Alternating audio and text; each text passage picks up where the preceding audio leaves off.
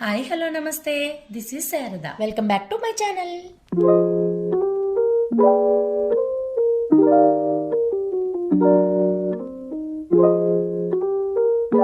సాధారణంగా చాలా మందికి భగవంతునికి దేవునికి పెట్టే నైవేద్యంలో అనేక సందేహాలు మొదలవుతూ ఉంటాయి కదండి. అదేవిధంగా దేవుడిని ఎలా పూజించాలి, దేవునికి ఇష్టమైన నైవేద్యాలు ఏంటి, అసలు ఎలా పెట్టాలి, నైవేద్యాలతో పాటు దేవునికి ఇష్టమైన పలహారాలు ఏంటి అన్న సందేహాలు చాలా మందికి చాలా ఎక్కువగా ఉంటాయి కదా.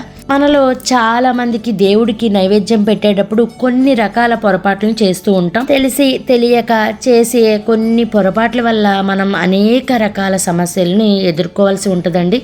మరి నైవేద్యంలో విషయంలో ఎటువంటి విషయాలు పాటించాలి, ఎలాంటి వాటిని నైవేద్యంగా పలహారంగా పెట్టాలో ఈ వీడియోలో చూసేద్దాం. ముందుగా మన ఛానల్ని కొత్తగా చూస్తున్న వాళ్ళు సబ్స్క్రైబ్ చేయడం, లైక్ చేయడం, షేర్ చేయడం అస్సలు మర్చిపోకండి. వీడియోనైతే పూర్తిగా చూడండి, చాలా యూస్ఫుల్ వీడియో ఇది. మనం రోజు చేసుకునే పూజలో ఎలాంటి పండ్లను వాడాలి, ఎలాంటివి నైవేద్యంగా పెట్టాలి పూర్తిగా నేను ఈ వీడియోలో చెప్తాను. అస్సలు మిస్ అవ్వకండి, ఎక్కడ స్కిప్ చేయకండి. అయితే అరటి పండ్లను దేవునికి నైవేద్యంగా పెడితే మనకి నిలిచిపోయిన పనులన్నీ చాలా ముందుకు సాగుతాయండి వేగవంతంగా. అలాగే మీరు నష్టపోయిన డబ్బు కూడా మనకి వెంటనే వెనక్కి తిరిగి వస్తుందట. పండితులు ఏమంటున్నారంటే దేవునికి యాపిల్ పండ్లు నైవేద్యంగా పెడితే శ్రీమంతులు అవుతారని చెప్తున్నారండి. విష్ణు పురాణంలో కూడా తెలిపారంట ఈ విషయం.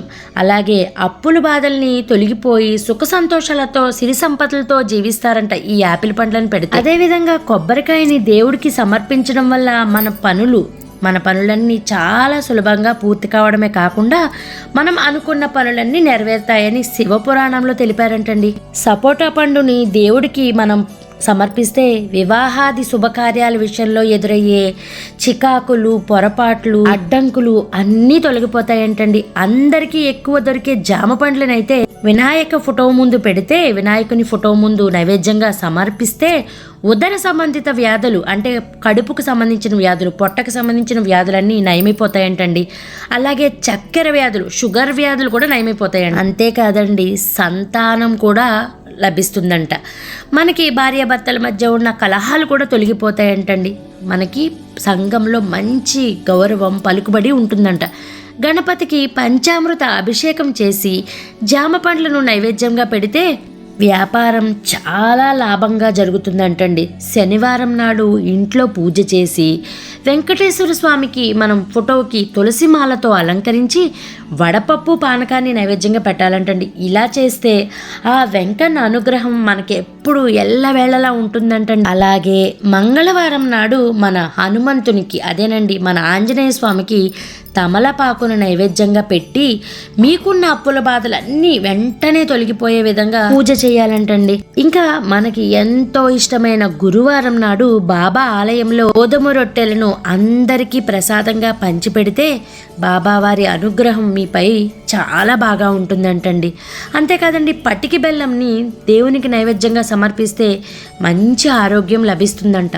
శుక్రవారం రోజు లక్ష్మీదేవి ఫోటోని గులాబీ పూలతో అలంకరించి లక్ష్మీదేవిని పూజించి పాయసం నైవేద్యంగా సమర్పిస్తే అష్ట ఐశ్వర్యాలు, చాలా మంచి ఆరోగ్యం లక్ష్మీదేవి ప్రసాదిస్తుంది అనటంలో ఏ మాత్రం సందేహం లేదంటండి. అయితే సోమవారం నాడు అరటి పండ్లను శివునికి నైవేద్యంగా సమర్పించి కోరిన కోరికలు నెరవేర్చుకునే అవకాశాన్ని వదులుకోకండి.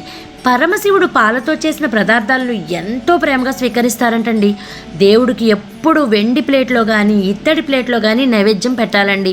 ఎందుకంటే అవి పూర్తిగా స్వచ్ఛమైనవి. మనం నైవేద్యంగా పెట్టడానికి అల్యూమినియం, ఇనుమ పాత్రలు ఎప్పుడూ ఉపయోగించకూడదండి. స్టీల్ అస్సలు ఉపయోగించకూడదు. అలా చేస్తే మనకి అది చాలా పాపంగా అనిపిస్తుంది అనమాట.